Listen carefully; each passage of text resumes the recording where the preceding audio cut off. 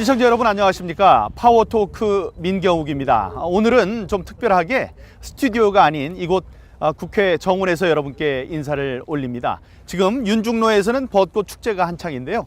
이 봄의 정취를 여러분께 좀 전달해 드리고자 오늘은 특별한 곳에서 진행을 하기로 했습니다. 오늘의 주인공은 저희 자유한국당의 입이죠. 정태옥 대변인과 함께 하겠습니다. 전국 현안에 대해서 골고루 이런저런 현안들을 짚어보도록 하겠습니다. 그러면 정태옥 의원과 함께하는 민경욱의 파워토크 오늘 순서 출발합니다.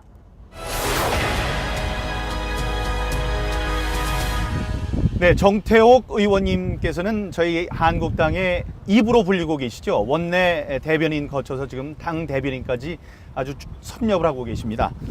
정책 능력도 있고 또 대여 추진력까지 갖춘 대변인으로 평가를 받고 있는데요. 전공은 법학을 하셨고 행정고시 출신의 대구 행정부시장을 또 지내셨습니다. 풍부한 행정 경험과 경제 전문성을 살려서 지금 정무위에서 활동 중이시죠? 예. 좀 말만은 그렇습니다. 김희식 원장이 있는 있는 정무입니다. 하루에 무려 서너 개씩 촌철살인 논평을 내놓으시던데 그 미리 구상을 하십니까? 아니면 그때그때 작성을 하십니까? 이제 대법원 논평 그때그때 하는데 저는 일주일에 한 두세 개 정도는 주요 우리 사회 전반에 대해서 우리 당의 입장을 내가 냈던 논평은 길게 내는 게 있습니다. 그렇게 하는 이유는 대변인이 그때마다 사건에 대한 입장을 내놓는 것도 굉장히 중요하지만은 훗날에 역사가 기록되는 자유한국당이 그 시절에 어떤 입장을 취했느냐, 예를 들어 남북 문제라든가 남북 대화에 관한 입장이라든가 뭐 이런 중요한 현안에 대해서 당장 시사적이지는 않더라도 우리 자유한국당의 기본 정책적인 방향에 대해서 논평을 쓰는데 그런 건 좀 길게 사전에 자료를 준비해 가지고 깊이 있게 좀 생각해 쓰고 나머지는 대부분 즉석에서 쓰는 입장입니다. 지금 여러 가지 현안들이 많습니다. 현안들에 대해서 하나씩 이제 얘기를 풀어갈 텐데 그 말씀 나누기 전에 지금 우리 사회가 보수의 가치가 위협을 당하고 있습니다. 이 현 상황에 대한 진단, 또 우리 사회의 갈등이 지금 많은데 그런 게 왜 일어났는지, 또 그걸 해결하기 위해서는 어떤 게 필요한지 거기에 대해서 우리의 생각을 좀 정리하고 하는 것도 의미가 있을 것 같습니다. 현 상황을 어떻게 보시는지? 저는 이야기가 조금 길어지는데 우리 사회 특히 이제 해방 이후에 근대사를 어떻게 보느냐에 대해서 근본적으로 생각이 다른 두 세력이 지금 충돌하고 있습니다. 그러니까 지금 대북 문제라든가 노사 문제라든가 재벌 개혁에 대한 문제라든가 이런 남북 문제라든가 북핵에 대한 문제라든가 이런 것을 다 보는 근본적 시각이 다른 것이 우리 사회 두 세력을 하면은 좋게 표현하면은 진보 대 보수라는데 그거는 맞지 않고 전형적인 좌파 대 우파의 큰 대결이 있는데 좌파들이 대한민국의 근대사를 보는 시각 자체가 근본적인 문제가 있다는 생각을 저는 하는데 그 해방전후사의 인식이나 그 다음 전환시대의 논리 여기서부터 저는 출발한다고 생각합니다. 문재인 대통령이 그 해방전후사 인식을 읽고 굉장히 뭐 눈물을 흘렸다, 감격을 했어 이렇게 이야기를 하는데 지금 그 청와대 주류인 그 386들이 아마 학생 시절에 저도 뭐 그 시절에 똑같은 책을 읽었는데 그 책들을 읽고 아마 거기에 좀 빠져 있는 것 같습니다. 그럼 그거를 요약하면은 대한민국의 모든 그 사회적 문제의 근본 원인은 미제국주의 때문이라는 겁니다. 그럼 미제국주의 어떻게 했느냐? 미군정 3년 반 동안에 대한민국 국민을 일제시대 때 해방민으로 보지 않고 피점령민으로 봤다는 겁니다. 첫 번째 이유가. 그럼 두 번째 그런 연유하에서 이 좌파들이 생각하는 민족의 정통성을 이었다고 생각하는 건국준비동맹회 여운형 선생이 이끌었죠. 그거를 정부로 인정하지 않았고 상해 임시정부를 정부로 인정하지 않았다는 게 두 가지 이유입니다. 그리고 세 번째, 그 미군정 시절 때부터 친일파들이 대거 득세했다. 그리고 다음 이 산업화 시기, 박정희 대통령의 산업화 시기는 산업화보다는 노동자와 농민의 인권 침해가 있었던 시절이었다. 그렇기 때문에 대한민국은 친일파가 득세를 했는데 비해서 북한은 친일파를 득세한 민족주의 세력이 들었고 그리고 또 산업화 시기는 인권 침해를 했다. 그렇기 때문에 대한민국은 태어나지 말아야 될 불행한 그 역사를 가진 태어나지 말한 정권이다. 이런 생각을 이 좌파들이 기본적으로 가지고 있습니다.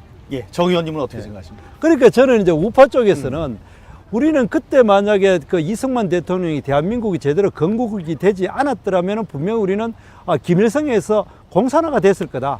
이승만 대통령이 건국을 제대로 했기 때문에 우리가 자유민주주의 체제로 시장경제체로 출발했기 때문에 지금의 민주주의의 터전을 닦았고, 그리고 6.25 사변을 이승만이라는 아주 탁월한 지도자였기 때문에 극복이 됐고, 그리고 박정희 대통령에서 산업화가 성공을 냈고, 그 산업화가 있었기 때문에 저는 민주주의조차도 민주운동 학생에서 아스팔트에서 데모를 했는 사람보다는 그 중산층이 확대되고 엘리트층이 그 지식인들이 늘어나고 교통통신이 발달하기 때문에 민주주의가 됐다. 그렇기 때문에 우리나라는 전 세계에서 가장 가난한 나라에서 이제까지 세계 10대 경제대국이 됐고 독재국가에서 민주화를 가져온 자랑스러운 역사를 가지고 있다.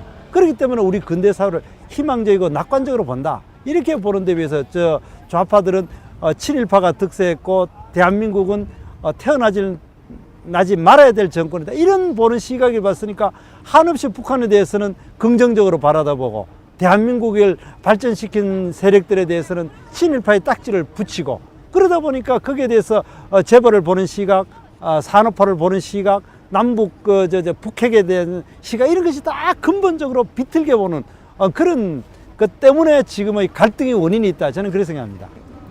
곧바로 현안으로 좀 또 예. 넘어갔으면 좋겠습니다. 먼저 개헌 문제 언급하지 않을 수 없습니다. 정 의원님께서 헌정특위위원이시죠?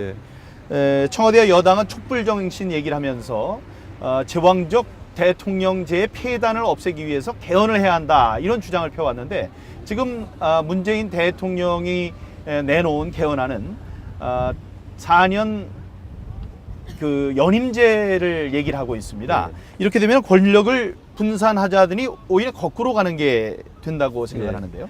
그래요. 지금 이제 우리가 그 국민 여러분들이 잘 알다시피 지금 이제 개헌 이야기 나온 거는 87년 체제가 장기 독재를 막는 데는 굉장히 유용했지만은 대통령한테 너무 과도한 권력이 주어지니까 이 독주와 독선을 합니다. 그러니까 청와대가 대통령이 이제 독주와 독선을 하다 보니까 여당이라는 것이 아무 의미가 없는 그냥 청와대 시킨 하명사항을 그냥 야당에다가 윽박 지르는 역할밖에 하지 못하고 패싱을 당합니다. 그래 되고 야당은 대통령이 워낙 독주와 독선하니까 거기에 대해서 반대를 하는, 그러다 보니까 국회 자체가 이 청와대와 야당이 이 그 갈등의 장이 됩니다. 그러다 보니까 국회가 합리적이고 생산적인 토론의 장이 되지 못하고 어떻게 보면 모든 갈등의 최종 종착역이 되어버립니다. 그렇기 때문에 전국이 마비되기 때문에 대통령이 권한을 많이 가지는 것도 문제지만은, 그렇게 되다 보니까 야당이 국회에서 극단적으로 저항을 하다 보니까 모든 현안이 마비가 돼버립니다. 그러기 때문에 대통령이 권한이 많다 하지만 실질적으로 국회에서 의미 있는 법이 전혀 통과가 안 됐습니다. 우리 사회에서 노동개혁이라든가 규제개혁이라든가 또 산업구조조정이라든가 하나도 되지 않지 않습니까? 대통령은 많은 권한을 갖고 인사권을 많이 행사하지만 우리 사회에 본질적으로 필요한 개혁 내지 뭐 그 좌파 쪽이라도 좋습니다. 조차도 되지도 않고 우파 쪽도 안 됩니다. 이걸 보고 우리가 학자들은 비토크라시라 그러죠. 어느 한 사람이 상대방에게 자기의 의사를 관철시킬 만큼 강력하지는 못하지만 상대방의 의도를 충분히 비토시킬 만큼 권한이 있습니다. 그러니까 야당이 힘이 없는 것 같으면서도 대통령의 의중은 확실히 비토시킬 수 있는 많은 권한이 있다 보니까 세상에 되는 이 없는 겁니다. 그렇기 때문에 이 문제를 어떻게 개선하자는 것이 바로 이번 개헌의 문제다. 저는 그렇게 생각합니다. 예. 일단 그 4년 연임제에 우리는 반대하는 입장이고, 특히 관제 개헌에 맞서서 우리는 국회가 중심이 되는 국민 개헌이 돼야 된다. 그런데 그 우리 자유한국당에서도 개헌안을 내놨습니다. 분권 대통령제 책임 총리제를 내놓고 있는데요. 국민들께 분권 대통령제 책임 총리제가 왜 필요한지 좀 설명해 주시죠. 그러니까 대통령이 너무 많은 권한을 가지고 있으니까 대통령 권한의 핵심은 권력은 두 가지에서 나옵니다. 첫 번째로는 모든 강요 임명권을 다 가지고 독점을 하고 있다는 점에서 거기서 엄청난 권력이 나오는 겁니다. 그러다 보니까 장관들이 모든 공무원들에 대한 임면권, 그리고 또 산하권, 공기업과 여러 가지 민간단체에 대한 사실상 영향력이 있기 때문에 그게 하나 있고, 그 다음 우리가 소위 4대 권력기관 내지 5대 권력기관을 이야기합니다. 검찰, 경찰, 국세청, 국정원, 그러면 여기도 한두 개를 더 한다면은 그 감사원과 그다음 그 공정거래위원회 뭐 이런 것들에 대한 기관적 인사권을 대통령이 가진 이 두 가지에 돼 있거든요. 이거를 어떻게든 분산시키지 않으면 안 된다는 겁니다. 근데 지금 문재인 대통령이 제안하는 뭐 헌법 개정안에 보면 여기에 대해서는 전혀 손대지 않고 감사원에 대해서 뭐 약간 권한을 제거하고 헌법재판관 소장의 임명 방법을 약간 바꾸는 이 정도 외에는 권한을 전혀 내놓지를 않고 있습니다. 그렇기 때문에 지금 현재 오히려 4년 연임제가 되면은 대통령이 5년 단임제보다도 대통령 권한이 월등하게 강해집니다. 그래 되면은 우리 사회가 더 독주와 독선으로 가게 되고 거기에 맞서는 야당이 더 저항을 심하게 하면은 우리 사회가 더 그 개혁이 되지도 못하고 국회가 합리적인 대화와 그 타협의 장이 되지 않고 극단적인 갈등의 장이 되는 이 현상은 더 강화되면 됐지 완화되지는 않을 거라는 생각을 가집니다. 개헌 정국은 국회를 경시하고 무시하는 문재인 대통령의 그 개헌안 발의로 인해서 꼬일대로 꼬여 있습니다. 여기에 지금 국민투표법을 개정을 하면 될 것이다 이런 얘기로 지금 여당은 야당에게 접근하고 있는 것 같아요. 임종석 비서실장도 그런 제의를 했고요. 이 꼬인 정국을 어떻게 풀어야 될 거라고 생각을 하시는지요? 그러니까 지금 아마 여당 의원들도 지금 저희들이 자유한국당이 이야기하는 분권형 대통령제, 책임총리제에 대해서 사실상 속으로 공감을 합니다. 하는데 문재인 대통령께서 먼저 4년 연임제라는 헌법안을 딱 놔두고 권한을 강화시키는 쪽으로 딱 가버리니까 여당 의원이 말을 못합니다. 그러니까 이거를 이런 꼬인 개헌 정국을 푸는 방법은 대통령께서 진정으로 4년 연임제 안 해도 된다. 여당과 야당과 충분히 협의를 내가 합의하면 내가 따르겠다. 그렇게 이야기하는 데서 이야기의 출발점이라고 생각을 합니다. 그리고 아까 민경우 의원님께서 이야기하신 그 국민투표법이라고 하는 거는 개헌에 대한 부수법이기 때문에 그는 그냥 개헌이 합의가 되면 자동적으로 그 순간에 바로 합의가 돼버리기 때문에 그리 중요하지 않습니다. 오히려 지금 임종석 그 실장이 이야기하고 문재인 대통령이 이야기하는 국민투표법은 그건 본질이 아닙니다. 그렇기 때문에 그거를 가지고 자꾸 뭘 이야기하는 거는 자기들이 제안한 헌법을 통과시키는 걸 전제로 하는 그런 거기 때문에 그건 정말 본질이 아닌 걸로 가지고 국민을 호도하는 거다. 예. 그렇게 생각합니다. 주객이 전도되는 거죠. 예. 외글도도 계속 개꼬리가 개를 흔든다는 얘기가 있는데 예, 그거는 큰 줄기가 해결이 되면 해결될 그래서 수 있는 그거는 건데.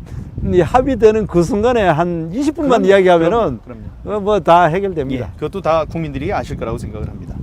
남북 관계에 대해서도 좀 짚어보겠습니다. 4월 27일 북측 그 남북 정상회담이 판문점에서 열릴 예정이죠. 그런데 지금 여당과 정부는 마치 당장이라도 통일이 될 것 같이 분위기를 이끌어가고 있습니다. 지난주인가요? 내내 그 방북예술단의 그 합동 예술 공연을 봄이 왔다. 틀어주고 이제 봄이 왔다 그랬는데 정말로 해빙 무드가 있으면 얼마나 좋겠습니까? 정 의원님이 보시기에 남북 관계에 정말 봄이 온 겁니까? 저는 전혀 그렇지 않다고 봅니다. 아주 부정적으로 바라보는 건데 지금 이제 북한 김정은 집단이 이제 평창 올림픽에도 참석을 하고 또 북한에 남한 예술단을 초빙하고 또 남북 대화가 가능했는 가장 근본 논의는 북한이 핵과 미사일을 개발하는 것에 대해서 국제사회가 똘똘 뭉쳐가지고 제재와 압박을 가하기 때문이다. 북핵을 폐기하라고. 그렇기 때문에 우리가 소위 말하는 3종 세트를 이야기하지 않습니까? 국제사회의 제재와 압박이라는 측면이 하나 있고 그 다음 그 한미 연합 군사 훈련이 워낙 강력하게 언제든지 북한 김정은의 그 명줄을 끊어놓을 수 있는 그런 것이 하나 있는 겁니다. 그리고 또 한반도에 미국의 전략 자산이 전개되건 이 3종 세트 때문에 김정은이가 그 결국에는 못 이겨가 지금 대화로 나오는데 지금 현재 너무 급속하게 남북 정상회담이 되고 북미 정상회담이 되니까 중국과 러시아와 일본을 자극하게 되는 겁니다. 그러다 보니까 중국이 사실 어떻게 보면 인터셉트 해가지고 김정은과 대화를 해버립니다. 그러다 보니까 중국이 국제사회 제재와 압박에 대해서 탈퇴하는 모양을 가져가지고 국제사회 제재와 압박이 살짝 느슨해지고 완화돼 버립니다. 그러되면은 북핵 폐기와 미사일 폐기를 가져올 수 있는 가장 중요한 원인을 폐기시켜 버립니다. 북한은 그까지 뭡니까 그 약속해 가지고 안 지키는 것이 한두 번이 아닙니까? 그러면은 그 북한의 약속을 지키게 하는 거는 강력한 제재 압박을 계속해 가지고 도저히 북핵을 폐기하지 않으면 안 되겠다라는 그런 생각이 들 때 폐기를 하는 거지. 정말 문재인 정부가 애처롭게 그 대화라 평화를 액을 한다고 해가지고 그 사람들이 짓는 집단이 절대 아닙니다.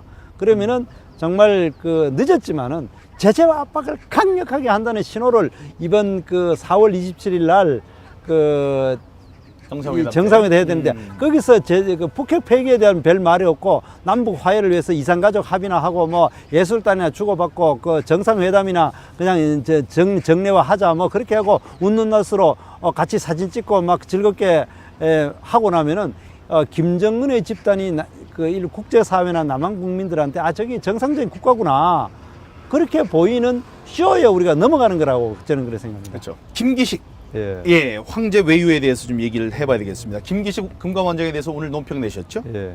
예, 그 피감 기관의 돈으로 정말 호화 외유를 다녀온 것 때문에 지금 국민들의 공분을 사고 있습니다. 근데 이분이 정무위의 간사였어요. 예. 정무위 하면은 4,500개 이상의 금융기관을 금감원장이 그렇죠. 금융기관을 감독하는 막중한 역할, 또 높은 도덕성이 요구되는 자리인데 이런 분이 금감원장 역할을 제대로 해낼 수 있을까요? 저는 그분이 그런 도덕적인 자질을 안 가졌다라는 건 이미 100일 날에 드러났습니다. 그분이 저는 사실 개인적으로 잘 모릅니다. 거의 뭐 부딪힌 적도 없고 먼 발치서 본 적밖에 없고 개인적으로는 대화조차도 해본 적이 없는데 저렇게 그 이제 정무위 활동을 하면서 야당 권한을 가지고 그 피감기관을 그렇게 억압을 해가지고 엄청나게 우리가 언론에 나온 것보다 굉장히 강력하게 많이 했더라고요. 그렇게 해놔놓고 자기는 뒤로는 이제 온갖 그 해외여행 한번 가는데 그 인턴 여비서까지 데리고 다니는데 그거 3,077만 원 그런 엄청난 돈을 3,077만 원이 들었고요. 예. 시청자 여러분, 그 정책 비서를 동반을 했다고 그랬는데 그 정책 비서가 알고 보니 인턴 여자 비서였습니다. 그런 게 오늘 석간에 그 톱뉴스로 나오고 그랬는데 이게 그냥 지나갈 수 있는 일이 아닌 것 같습니다. 지금 거기에 금감원장으로서 자격이 없으니까 자진 사퇴하라 말고 이거는 수사를 의뢰해야 되는 일이 아닐까요? 그래 되고 그리고 이거를 또 바라보는 청와대와 우원식 그 원내대표 시각은 더 문제입니다. 그러니까 이거는 어제 이제 김의겸 대변인, 청와대 대변인이나 우원식 대표가 그 실패한 로비이기 때문에 괜찮다는 식으로 이야기합니다. 근데 우리가 법적으로 이야기하면은 뇌물은 받는 순간에 이미 죄가 그 구성 요건이 됩니다. 평소 때 이제 그 상임위원회나 예산 심의할 때에 업체들을 강력하게 억압하고 윽박지르는 갑질을 하고 해외여행을 가는 돈을 받는 순간에 이미 범죄 구성 요건이 되지 그게 그 사후에 봐줬느냐 안 봐줬느냐는 중요하지 않습니다. 그리고 이제 그런 첫 번째 거는 그 봐준 것이 없기 때문에 괜찮다라는 거 그건 틀린 일입니다. 그건 봐주든 안 받든 해외여행을 피감기관으로 돈을 받아가 갔다는 것으로서 이미 갑질이 형성됐고 죄에서가 뇌물죄가 성립된다고 봅니다. 그리고 두 번째로는 실제로 그러면은 로비의 효과가 없었느냐? 아닙니다. 그 전에는 예산을 깎아라 뭐하라 하다가 그 후에 다 예산 스무하게 넘어갑니다. 이름을 바꿔서 했다. 이름도 바꿔가지고 해주고, 그리고 구체적으로 이제 아예 그 발언 내용에 피감기관 예산을 올리라고 뭐 부대 의견을 내자 이런 식으로 했기 때문에 이거는 분명히 성공한 로비입니다. 절대 실패한 로비가 아닙니다. 그리고 평소에 김기식 의원이 그렇게 모질게 어느 기관을 우리 속된 편으로 조지는 스타일이지 않습니까? 그리고 조지다가 그렇게 조지지 않는 것만으로 해도 사실 로비는 성공한 로비입니다. 그렇기 때문에 실패한 로비였기 때문에 이거는 이제 죄가 없다 아닙니다. 분명히 성공한 로비였고, 그리고 이 돈을 받아가 해외여행을 갔다는 것 자체가 그거는 이제 자기가 뇌물죄에 해당되고, 그리고 또 자기하고 의원실의 그 인턴은 정식 직원이 아닙니다. 제3자는 그 사람들을 같이 데리고 가게 돈을 주고 일비를 예비를 주고 이거는 제3자 뇌물죄에 해당됩니다. 지금 박근혜 대통령이 지금 걸려들었는 박근혜 대통령은 삼성으로서 돈 한 푼 인마이 포켓 안 했습니다. 제3자인 그 최순실한테 주게 있는 거거든요. 이거는 전형적인 제3자 뇌물죄에 해당입니다. 본인이 갖는 거는 자기 뇌물죄고 제3자인 인터넷까지 그런 그 여행을 가도록 한 거는 제3자 뇌물죄에 해당되는 겁니다. 그렇기 때문에 이거는 그 자체로서 분명히 그 죄가 성립되고, 그 다음에 세 번째로는 성공한 그 뇌물이 아니라 실패한 로비는 괜찮다. 그러면은 그거를 청와대나 이 우원식 대표는 그럼 뭐든 그게 단순히 여당이고 자기 편이고 같은 참여연대 출신이니까 그런데, 그렇지 않고 야당 의원들한테도 실패한 로비는 그럼 괜찮다고 보는지.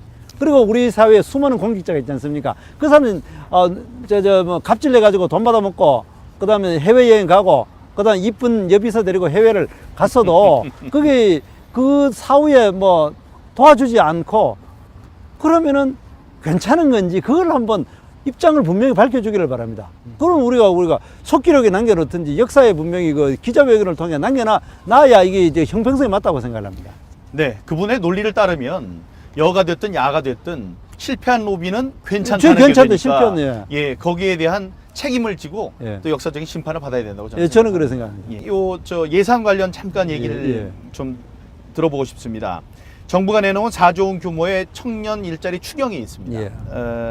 지방선거를 앞둔 속보이는 그야말로 선거용 선심성 예. 추경이라고 예. 보지 않을 수 없을 것 같아요. 예. 그렇죠. 저희들이 이제 우리가 작년에 우리가 11조 원. 11조 추경을 할 때에 예. 청년 일자리 심하다고 얼마나 맞습니다. 난리를 쳤습니까? 그래서 우리가 정말 그래도 정권에 새로 출범을 하니까 하고 우리가 대승적으로 넘어가 줬습니다. 그럴 때 11조 원 중에 지방교부세 이런 것 보면 그중에 절반 정도가 전부 다 일자리 창출 예산이었습니다. 그 6조가 지금 현재 항목별로 다 따져보면 약 평균 집행률이 작년에 것조차도 55% 정도밖에 되지 않습니다. 그래 돼 있고, 그 다음에 이번에 다시 이제 원래 본 예산에 또 청년 일자리 관련 예산이 4, 5조가 됩니다. 그건 집행률이 사실상 0%인 데가 수두룩하게 남아 있고, 그것이 집행률은 뭐 10%, 20% 되어 있는 게 실제로 집행이 되어 있는 것이 아니라 그냥 이제 국고에서 각 기관에 갖는 정도고, 기관에서 실제로 어떤 이 계약이 맺어지거나 이러지를 않는 것이 대부분입니다. 그런 상황에 다시 4조 원의 추경을 하겠다는 것은 좀 더 쓰기 쉬운 예산으로 이번 6월 13일 선거를 앞두고 또 돈을 풀겠다는 겁니다. 그렇기 때문에 지금 이 추경을 하겠다라는 것은 급하지가 않다라는 것이 첫 번째 이유고, 그리고 이번에 이제 이 일자리 추경 관련해 가지고 군산이나 그다음에 인천이나 그다음 이 경남 창원에 있는 GM 공장이라든가 여러 가지 이제 조선소에 긴급 지원하겠다. 그건 우리 야당이면서도 그건 예비비로 써도 좋다고 네, 우리가 충분히 그렇죠. 이야기를 합니다. 그건 우리가 반대하지 않습니다. 그렇다면은 이렇게 이야기하는 것은 두 가지입니다. 결국에는 지방선거를 앞두나 놓고 돈을 현금을 막 살포하게 현금 살포를 하겠다는 것이 가장 큰 의미입니다. 그러면 일자리를 만드는 거 과연 예산을 해가 되는 거냐, 그런 게 않습니다. 일자리가 제대로 되려고 하면 일자리를 만드는 것은 정부가 푼돈 나눠주는 그런 예산이 아니라 제대로 된 일자리, 기업 구조조정을 하고 그 다음에 규제를 완화하고, 지금 특히 그 민노총을 중심으로 노동자들의 갑질 때문에 일자리가 안 만들어지니 많지 않습니까? 그런 거를 하고, 최저임금제 때문에 일자리가 안 만들어지니 많지 않습니까? 최저임금제를 굉장히 탄력적으로 운영하는 이런 근본적인 정책에 대해서는 눈 감고 오로지 그런 거는 이제 좌파 포퓰리즘에 의해 가지고 그냥 그대로 놔두면 손을 안 대고, 노동개혁 같은 거, 규제 완화, 최저임금 손 안 대고 그냥 저 현금을 막 살포해 가지고 되는데, 살포? 그것도요, 지금 우리 보수 정권 9년 동안에 워낙 알토란 같이 우리가 국가 재정을 아껴놨는 거를 지금 막 쓰고 있습니다. 그렇다고 그것이 영원히 무궁무진 예산 남아나겠습니까? 그리고 또 요즘 우리가 세금 좀 잘 거치는 거, 그 사실 삼성의 반도체야. 예. 이 정부가 그렇게 죽이고 싶어 하는 해체하고 싶어 하는 삼성이 세금 잘 내가지고 실적이 좋아서 그런 아주 거죠? 예. 짧은 기간에 이 반도체 경기라는 거는 뭐 민원님은 너무 잘 알고 있지 않습니까? 어느 순간에 갚버리면은 그렇죠. 정말 걱정되는 겁니다. 대체 먹거리를 또 찾아야 되는 게 있는데, 그런 것에 대해서 정책적인 그 여유가 있는 건지 알 수가 없습니다. 예, 좀 너무 근시안적으로 6.13 지방선거에 모든 게 이렇게 집중되어 있다는 거가 보이기 때문에 이번 추경을 이제 대하는 우리 야당의 태도도 좀 더 엄격해져야 되겠다 이런 생각을 제가 하게 됩니다. 예, 오늘 민경욱의 파워토크는 우리 자유한국당의 정태욱 대변인과 함께했습니다. 바쁘신 가운데 시간 내주셔서 정말 감사합니다. 정말 고맙습니다. 예.